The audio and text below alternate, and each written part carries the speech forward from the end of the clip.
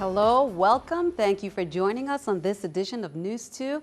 I'm Sandra Gumansing. Topping on Newscast, Danny has degenerated into a trough of low pressure. That's according to the National Hurricane Center. Maximum sustained winds have decreased and the trough is expected to dissipate during the next couple of days. Bernie Reno is standing by with more in the News 2 AccuWeather Center. Bernie.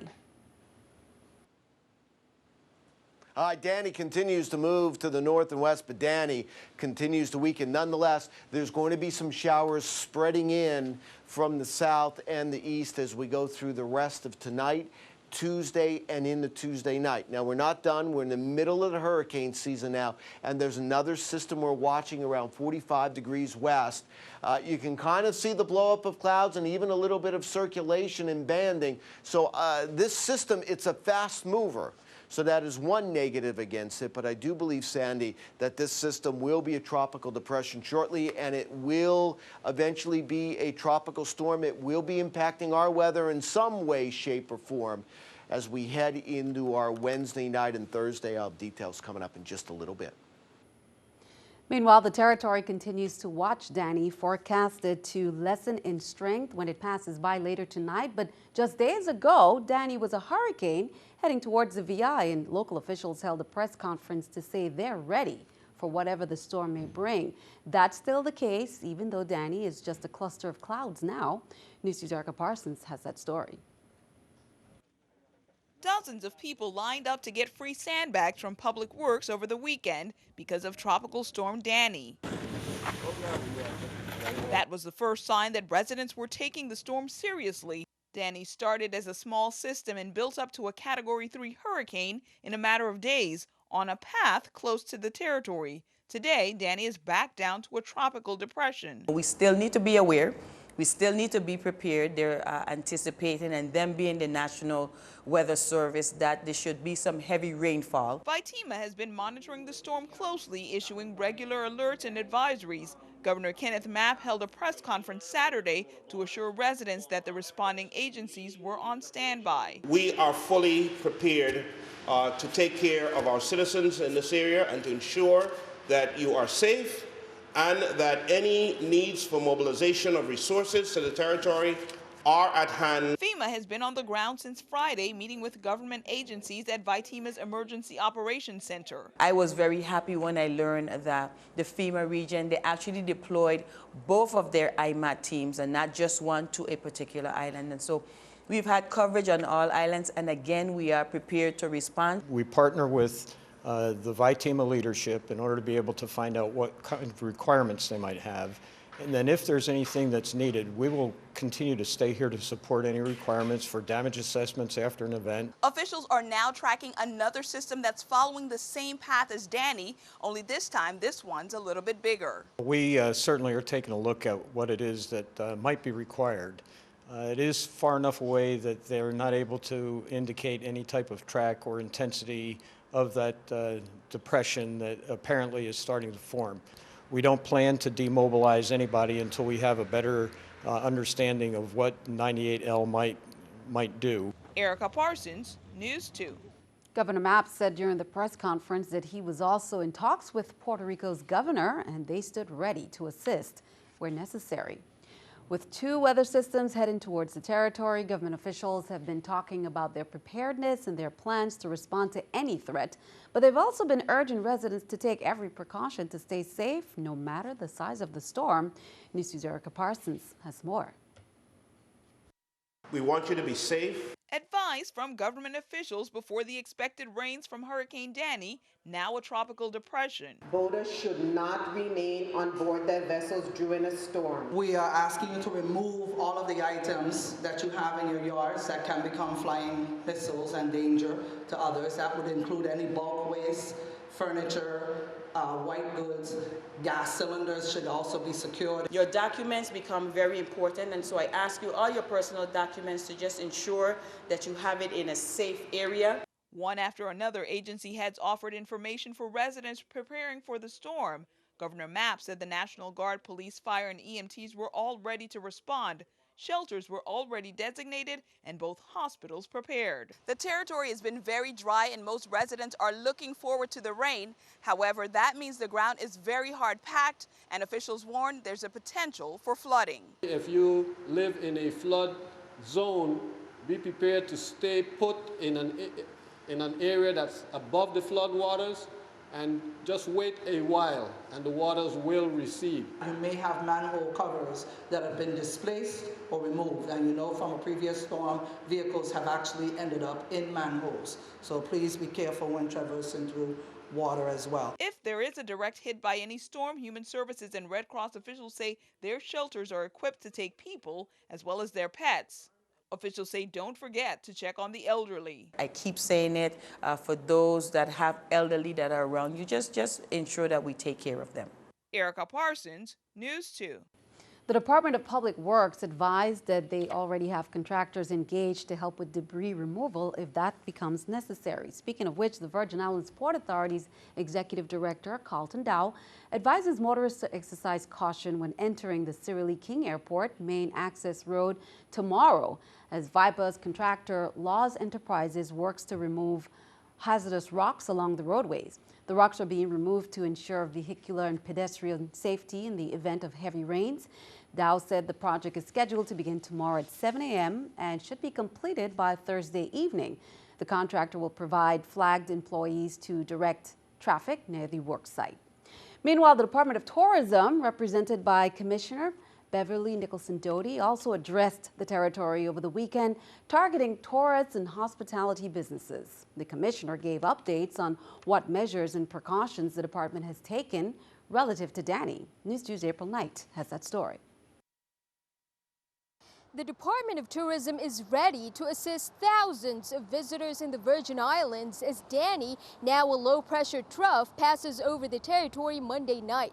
That's according to Tourism Commissioner Beverly Nicholson Doty when she detailed some important information for visitors on Saturday.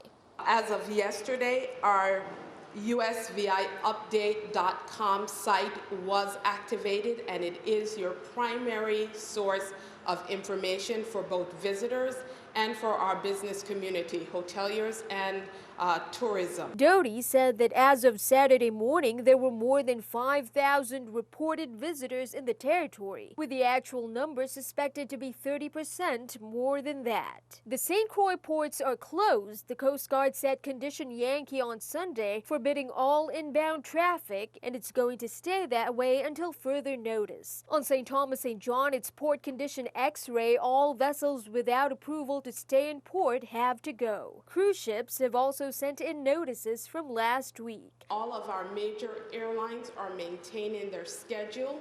The only exception that we have heard in terms of airline cancellations have come from Liat. Liat has canceled some flights to the U.S. Virgin Islands from the Southern Caribbean starting Saturday. On Friday, Seabourn announced the cancellation of some 11 flights between Sunday and Tuesday, and on Monday they canceled 2 more. Doty said that BVI-bound visitors going through St. Thomas will find additional greeters in the Red Hook area ready to assist. Tourism has also spoken with local hotels. We have already reached out to our hotel partners in both districts. We know what properties have accommodations, and so they can help to facilitate any of their needs. Reporting for News 2, I'm April Knight. Now, please note that Liat has reinstated flights that were previously canceled because of the closure of some airports due to Danny. The flights reinstated are those occurring Monday through Tuesday. Well, here are some flight cancellations for Seabourn Airlines. 4 flights were canceled Sunday, including flights from San Juan to Dominica, San Juan to Nevis, Dominica to San Juan, and Nevis to San Juan. On Monday, 10 flights between St. Thomas and St. Croix were also canceled. Also, Flight 4601 from Nevis to San Juan, Flight 4577 Dominica to San Juan, Flight 4587 St. Kitts to San Juan, Flight 4580 San Juan to St. Kitts, Flight 4542 San Juan to St. Martin, Flight 4554 San Juan to Dominica. On Tuesday, it's Flight 4577 Dominica to San Juan. On Monday, Seabourn also announced that they canceled the following flights: Flight 4608, San Juan to Guadalupe, Flight 4523, Guadalupe to San Juan. Make sure you check regularly with your airline carrier. The West Indian Company Limited is providing some updates as well on revised cruise ship itineraries. Norwegian Getaway and Carnival Glory have been canceled. Both ships were scheduled to berth at the Waco dock on Tuesday, August 25th. Royal Caribbean's Oasis of the Seas has been canceled. The ship was scheduled to berth at the Austin Bay Monsanto Terminal in Crown Bay on Tuesday, August 25th. Royal Caribbean's Freedom of the Seas has been canceled. The ship was scheduled at the Waco dock on Wednesday, August 26. Royal Caribbean's Adventure of the Seas will make an unscheduled visit to St. Thomas on Friday, August 28th, arriving at 7 a.m. and departing at 5 p.m. Carnival Liberty will visit on Saturday, August 29th, arriving at 7 a.m., departing at 5 p.m. It was originally scheduled to visit St. Thomas on Monday, August 24th. Adventure of the Seas will return for its regularly scheduled call on Sunday, August 30th, arriving at 7:30 a.m. and departing at 5 p.m. Keeping our eye on the economy, here's the New York Stock Exchange with our Stock Market Watch.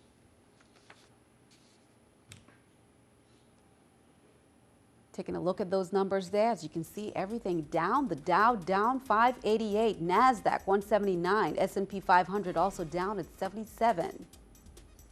Coming up on News 2, we have much more straight ahead, an update on GERS as well as the weather. We'll be right back.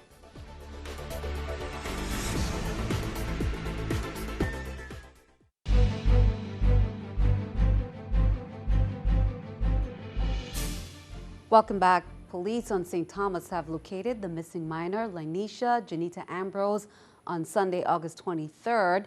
Lanisha Janita Ambrose had left her home on Wednesday, August 5th and hadn't returned.